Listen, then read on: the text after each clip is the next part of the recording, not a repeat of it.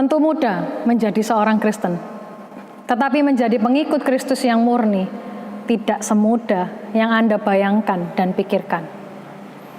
Hidup kita harus mengikuti teladannya, pengorbanannya, dan mendedikasikan diri kita untuk melayani orang percaya maupun yang belum mengenal Tuhan. Hal apa yang membuat Anda tertarik untuk Yesus, sehingga Anda membuat keputusan untuk menerimanya sebagai Tuhan dan Sang Juru Selamat Anda? Karena KKRK? Karena keluarga Anda dari Kristen? Ataukah seseorang yang Anda kasihi, pasangan Anda? Atau pengalaman Anda yang sedang berada di ujung kematian? Atau keputusan terbesar dari hati saudara untuk mengenal dengan sungguh siapa Tuhan itu? Sekitar kurang dari 200 tahun lalu, terjadi sebuah kebangunan rohani besar yang melanda kota Wales. Terjadi banyak pengutusan.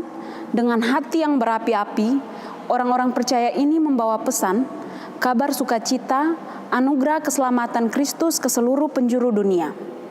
Banyak yang datang ke India, sebuah tanah yang dikuasai oleh berbagai suku, penyembahan berhala, dan banyak dewa-dewa. Ini adalah tempat yang berbahaya, khususnya di wilayah timur Laut Asam, di mana praktek berburu kepala manusia tumbuh subur. Kepala manusia telah menjadi bentuk mata uang dan simbol kekuasaan dan ketakutan. Seorang misionaris dari Wales lalu mulai menyebarkan Injil di seluruh Assam, kemudian terjadi pertobatan. Namun, pertobatan sebuah keluarga justru menjadi kontroversi besar. Pemimpin penduduk lokal menjadi sangat marah kepada keluarga yang telah berani memeluk agama baru yang dibawa masuk oleh misionaris Wales itu. Pada suatu hari, di seluruh penduduk desa diundang untuk menghadiri pertemuan warga yang diadakan kepala sukunya. Di hadapan semua orang, pria tersebut dan seluruh keluarganya diperintahkan untuk menyangkali iman mereka. Tetapi tidak ada yang melakukan hal tersebut. Sebaliknya, dia mengucapkan kalimat sederhana ini. Saya sudah memutuskan untuk mengikuti Yesus, tidak akan berpaling, tidak akan berpaling. Pemimpin desa tersebut menjadi semakin bertambah marah. Dia memerintahkan pemanah untuk membunuh 2 orang anak laki-lakinya saat itu juga di hadapannya. Lalu, pemimpin desa itu mulai mengancam agar menyangkal imannya. Dan lagi, ia menunjukkan iman yang teguh di tengah gelombang ketakutan yang ada.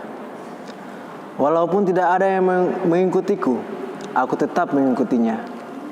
Tidak akan berpaling, tidak akan berpaling.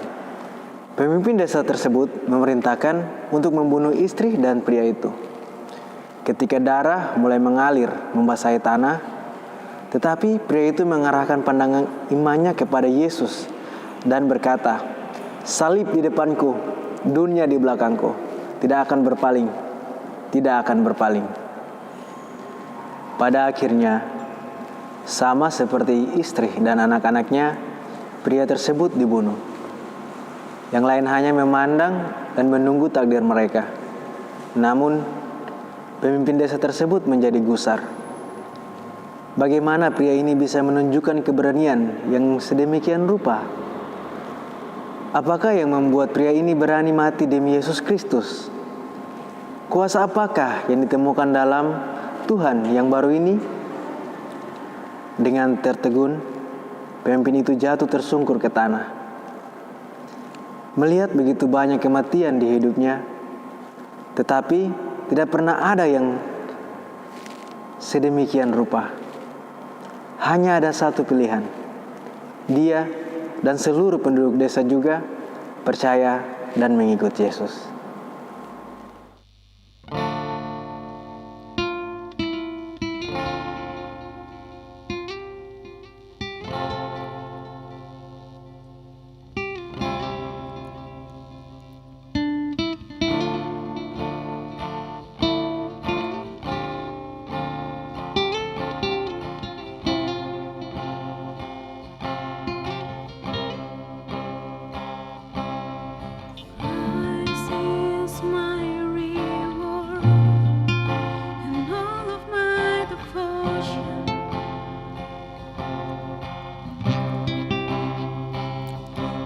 there's nothing in this world that could ever satisfy.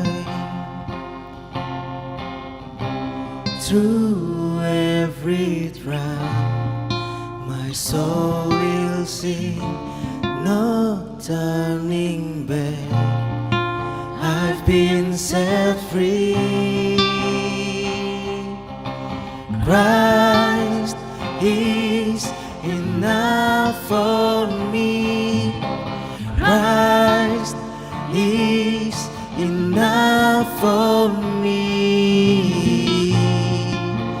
Everything I need is in you. Everything I need. Christ, my all in all, the joy of my salvation.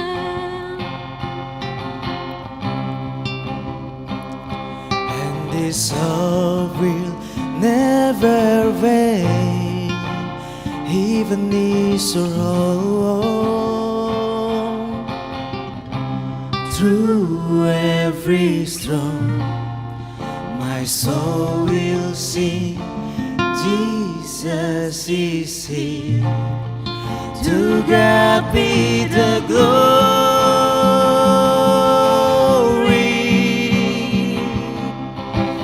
Christ is enough for me. Christ is enough for me. Everything I need is in you. Everything I need. I have decided to follow Jesus. No turning back. No turning back. I have decided to follow Jesus. No turning back. No turning back. The cross before me, the world behind me. No turning back. No turning back. The cross before me, the world behind me. No turning back. No turning back. And Christ is enough for me. Christ is enough for me. Everything I need is in you. Everything I need. Oh, Christ is enough for me. Christ is enough for me. Everything I need is in you. Everything I need. Christ is my reward and all of my devotion.